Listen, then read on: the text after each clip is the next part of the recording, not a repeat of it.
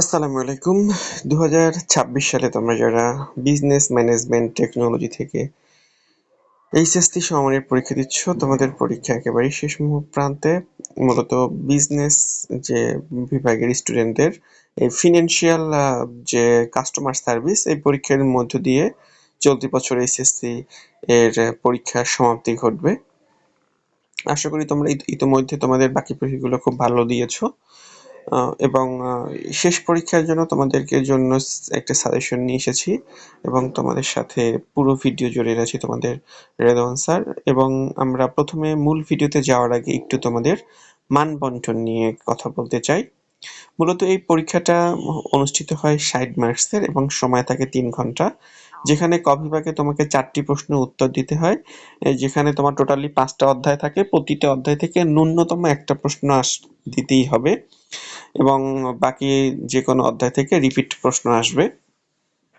অর্থাৎ তোমাকে যে ৫টা অধ্যায় থেকেই মূলত ৮টা প্রশ্ন হবে।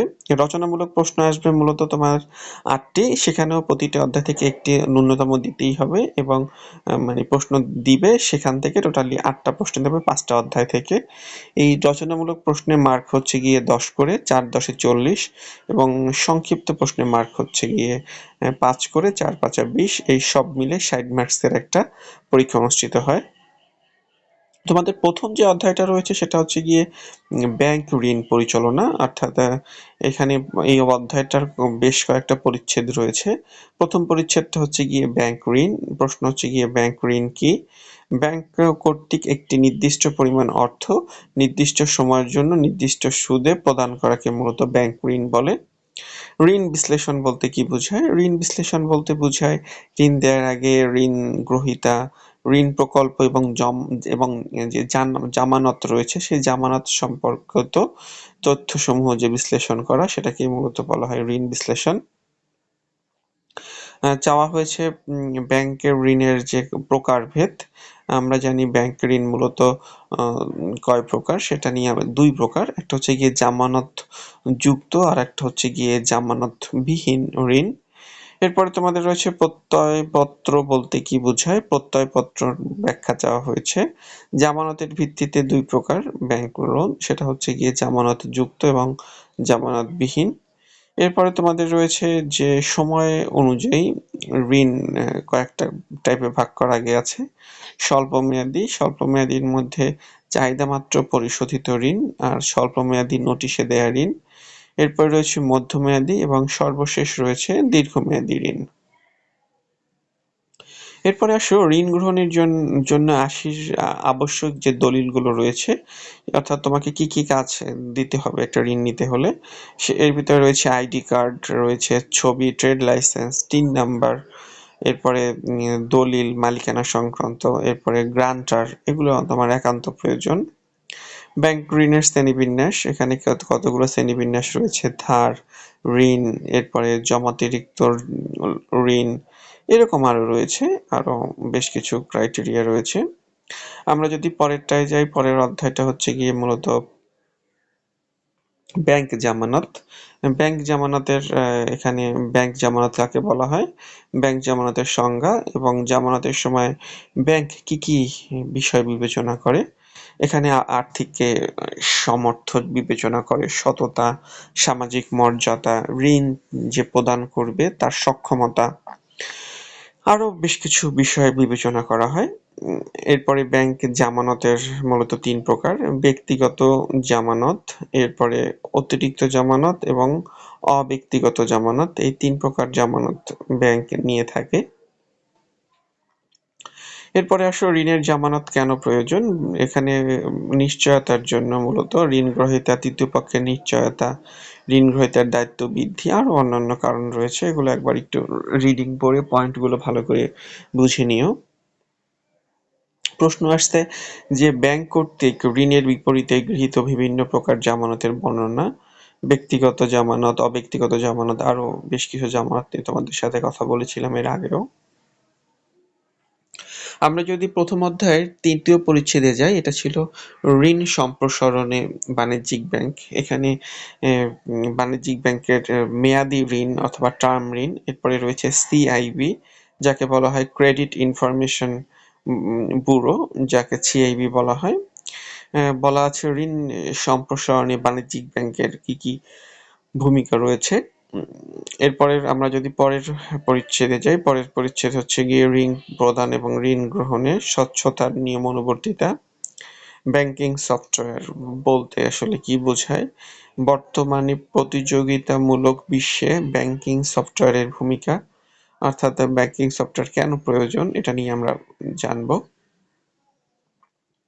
আমরা যদি দ্বিতীয় অধ্যায়ে চলে আসি, দ্বিতীয় অধ্যায়টা মূলত ব্যাংকিং ইনস্ট্রুমেন্ট অথবা টুলস পরিচালনা। ব্যাংকিং ইনস্ট্রুমেন্ট বলতে কি বোঝায়? বিনিময় বিল কি? পে অর্ডার বলতে কি বোঝায়?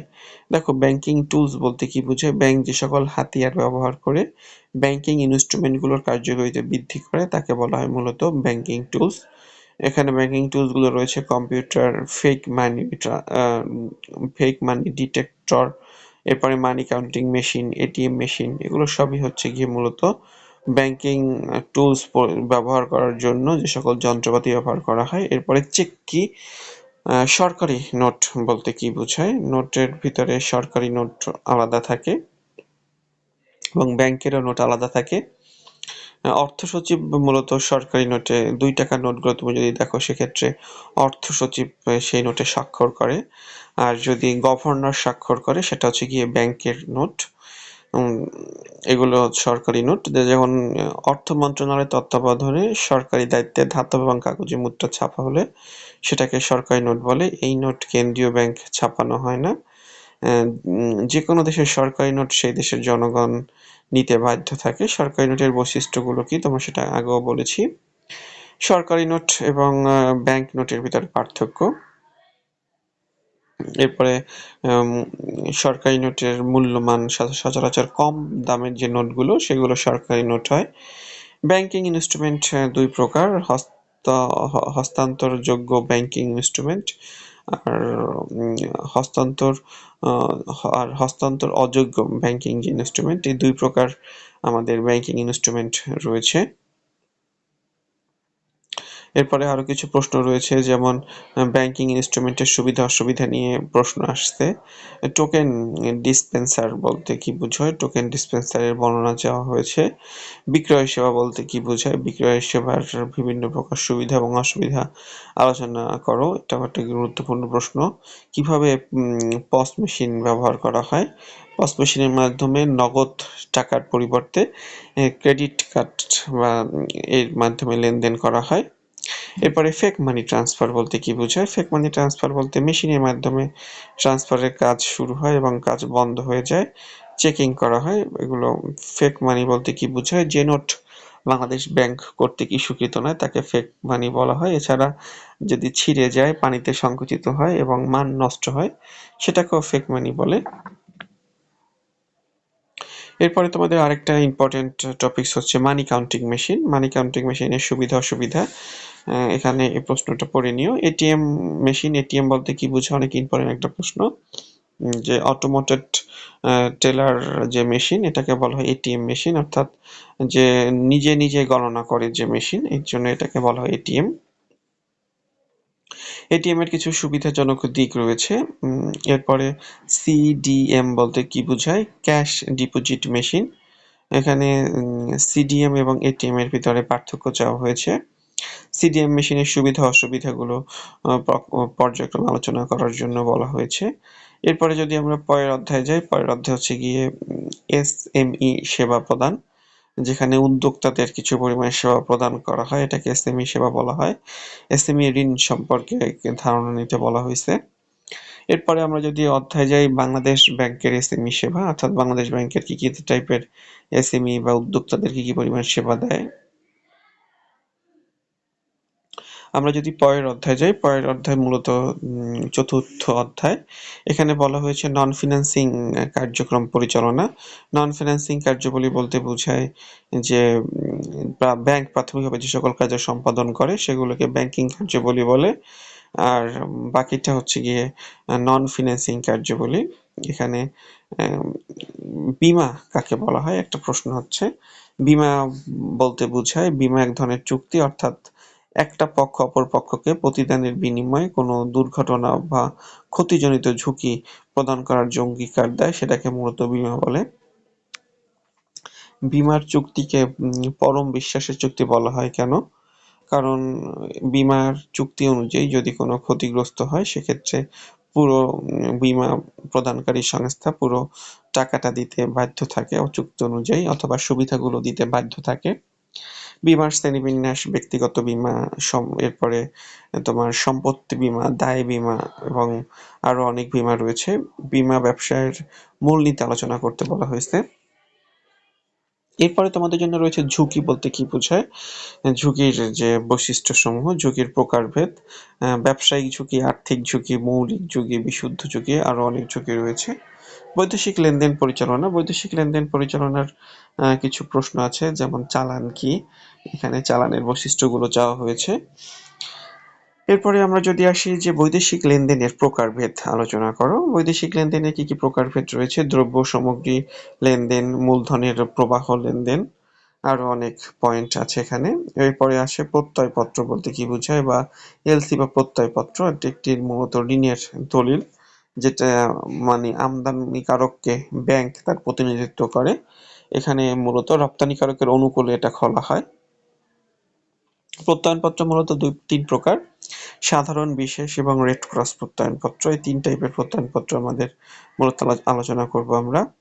এরপরে আমদানি বাণিজ্য এবং এই রপ্তানি বাণিজ্য, এই দুইটা কি এবং এর ভিতরে পার্থক্য করো। আমরা এই আমদানি বাণিজ্য এবং রপ্তানি বাণিজ্য কি এবং এর পার্থক্যটা পয়েন্ট আকারে জেনে নেব।